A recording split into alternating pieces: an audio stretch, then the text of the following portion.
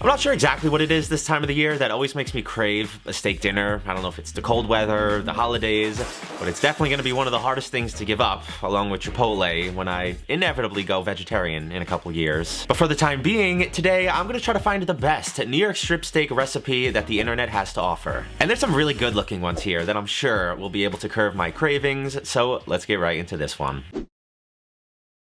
To kick off today's meat mania, to start today's video properly, we're gonna be calling on our ex-best friend, the Buzz to our Woody, the Tony to our Steve. It's the BuzzFeed Tasty channel and their French pepper New York strip steak. I grabbed lots of black pepper and salt, heavy cream, and a steak, brandy, vegetable oil, Dijon mustard, and some butter. So it's been quite a while since we've done one of these big mega versus episodes where I pick 4 or 5 different people's recipe of the same food, prepare them exactly how they do in their original videos, and then compare all the nuances and see which ones come out on top. And this one's obviously all about the steak, from the different flavors we're gonna inject, the different cooking methods, the sauces, and really none of the other frills or sides or anything. And for this one, I cracked up a whole bunch of fresh black pepper and absolutely loaded that onto my steak with plenty of salt. It is called a French pepper steak for a reason. I cooked it off in a little bit of oil and butter on my stainless steel pan. I'm gonna be using a meat thermometer for all these today, so get out all your complaints now in the comments and all your judgments. Call me an amateur. But some of these cuts are gonna be pretty expensive, and it guarantees that all of them are cooked perfectly, so I don't care. Once the internal reached about 128 degrees Fahrenheit, I pulled it out, and I worked on the pan cream sauce. That was a very simple combo of the brandy, cream, Dijon, and some butter. It's gonna pick up all that good fond and seasoning that fell off the steak in the bottom of the pan. And once it gets as thick as my waistline during the holiday season and coats the back of a spoon, I took it off the heat. I sliced up my steak that has been resting for about 5 to 10 minutes. I poured that good sauce all over this, and it's looking like we might be off to a good start. Boy, do I love me a protein and a cream sauce. Whether that's chicken, seafood, steak. I probably could have poured more of the sauce over this too, but I didn't want to drown my hard work.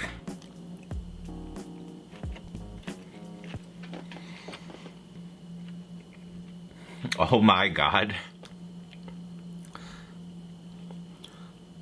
I can't even talk, my mouth is just pouring saliva. This has to be one of the best steaks I've eaten in a very long time, and I think the winner of it all is the combination of the rich and creamy sauce with that real spicy in-your-face peppercorn coating. They play off each other so well, and when you have something that is cooked to a fairly decent medium rare, it's tender, it is just exploding with juice. It's to die for, to be honest. And I thought this was gonna be the worst one of the day. And it still could be, which is kind of crazy to think about, but shout out to Tasty because this is one of the best I have had in all my years.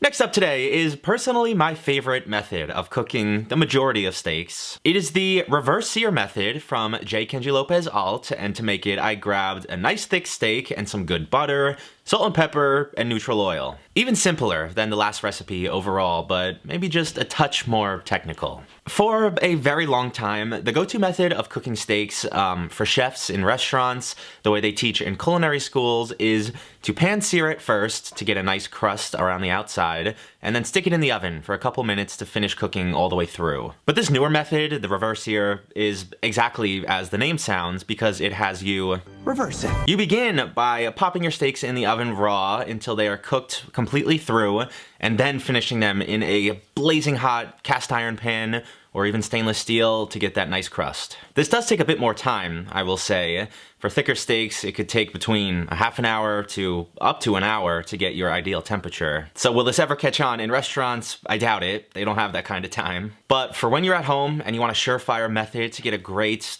medium rare, or however you like your steaks, this is a great option. I also want to add that the video I've been showing you, Kenji's video, is just a visual aid. I know he has a different cut of steak. He's using a tomahawk. But this is how Kenji prepares the majority of the steaks he makes, and the reason is because he's essentially the godfather of the reverse sear, which I think is the coolest thing ever. He's basically the main reason this is now mainstream, and it's just another reason why Kenji is on my personal Mount Rushmore of internet food creators, because look at this damn steak. Ah, good lord, this damn thing. From the smell, the crust on there, the cook in the middle. It's kind of satisfying when the pieces end up square too, for whatever reason, but overall, Peter Luger, eat your damn heart out.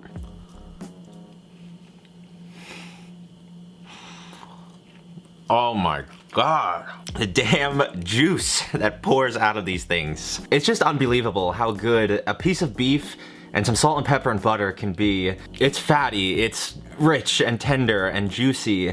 And one of the more underrated advantages of the reverse sear is the thing's resting right when you take it out of the oven, when you're heating up the pan. So once you get that sear on it, you're good to go. Slice it up. You don't have to sit around waiting any longer. You can eat it right away. It's better than the last one too. I'm sorry. That sauce was delicious, but the tender, juicy, and just overall quality of this thing is unmatched. It just explodes in your mouth. I will be very, very surprised if anything else tops this today.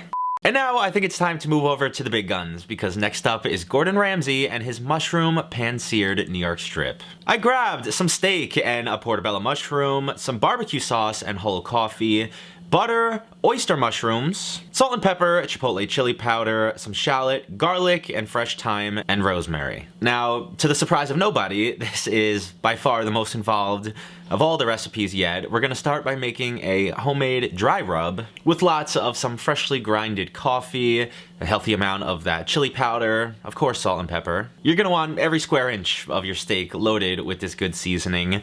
And if you've been noticing, there are a couple of constants throughout all of these recipes. You always want your steak to be room temperature before you start cooking, regardless of the cooking method. And that's just so that it cooks evenly all the way through, because if you start with something that's ice cold, the outside might start to burn before the inside is up to temperature. Also, the two things I always tell people who say their steaks never come out like the restaurants is don't be afraid of high heat and plenty of salt. Steak is one of the few foods that you want to salt more than might feel right to you, because it does need it. It penetrates that meat, seasons it all the way through, and without it you don't get that real satisfying beefy flavor. And at least we're not putting the same amount of salt as some restaurants I've seen. I mean, that'll put you in the hospital if you eat too many of those things. But for this New York strip steak, parentheses Gordon's version, I prepped up a whole lot of shallots and garlic, of course my 2 different mushrooms, cooked my steak the same exact way that I did with Tasties, flipping back and forth in the pan until your internal was 128, and could you argue that mushrooms is cheating since I said no extra frilly sides? Maybe, but I'd argue that this is essentially a buttery pan sauce. It's gonna function the same way that that first cream sauce did, so I will elect to allow it. And also I love mushrooms and lots of thyme and garlic and onion, so once I started smelling this stuff and it was plated up all together, I'd say yeah, I was happy with my choice. I'm not entirely sure what's going on with the plating. It looks like somebody literally just missed the middle of the plate. I was trying to show off how well it's cooked and not cover all the pink, but do I have to keep ranking these all and putting them in order? It just doesn't seem fair. This was a cheaper steak and it is right up there. The cook is great. It's about the same as Tasties, but the addition of that bitter coffee and the super umami rich mushroom mix, it's just savory heaven. It feels like somebody dumped a whole jar of MSG on this thing. You guys know how much I love that stuff. The way all the flavors bounce off each other is what is winning here. I love the little dance the chipotle chili powder does on your tongue. I might have to give this a tie with the last one, because when you reverse sear something like the last one, you don't get this cooked gradient. The whole thing throughout is your ideal temperature. But when you just pan sear or sear, oven, grill, whatever you're doing, you get some rare, medium rare, well done, very well done. It's just not as perfect, I would say. It's a little less juicy. And to anybody who likes well done steaks, by the way, do me a favor, please. Get out of here. Either way, absolutely delicious. You could not go wrong, so I guess Gordon knows what he's doing. And lastly today, but definitely not least, is the king of the meats himself. I couldn't do a steak video and not include this guy. It's Guga Foods and his classic grilled New York strip. I grabbed some black peppercorns, salt, garlic powder, and a good old steak. This was just one recipe of his probably thousands of steaks he's made by now, but I wanted to pick something classic. No crazy Japanese A5 Wagyu cuts of steak or 30-day long dry aging process or boiling it in butter. If you haven't seen any of Guga's many experiments, I highly recommend you go check them out.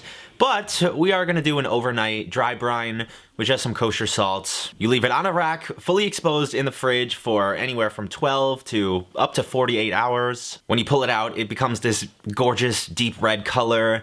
It also looks very dry, but feel free to blot it dry if there is any excess moisture.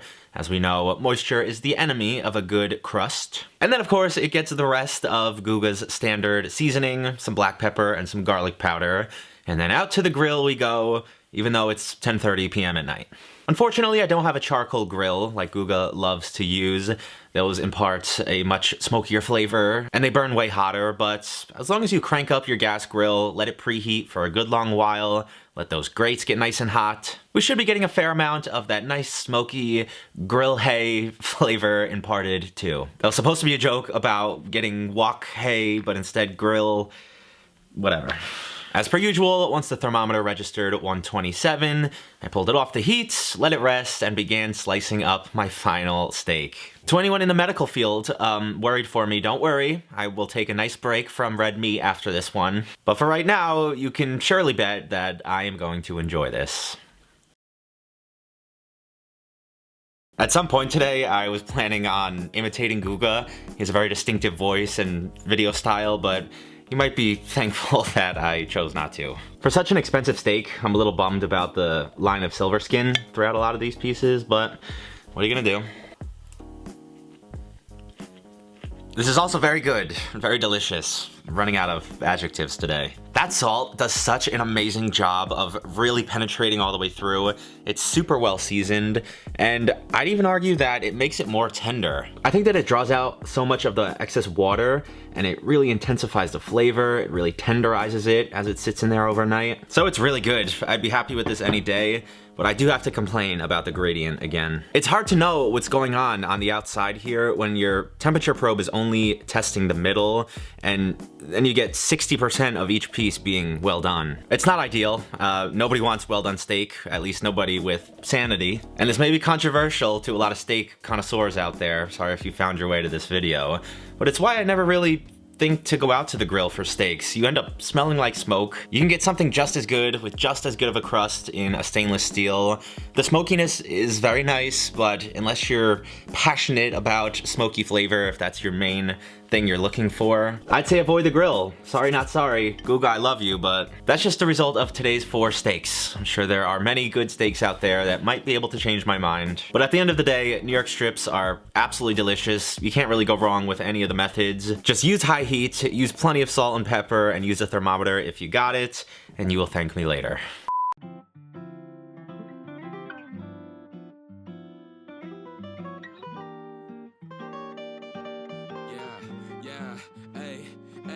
With the M without the AD. Flipping burgers and my money super lazy. Try and make a meal tonight, they ain't paying me. Try and supersize my life with my 18. Yeah, our style wasn't wavy, but we had a vision.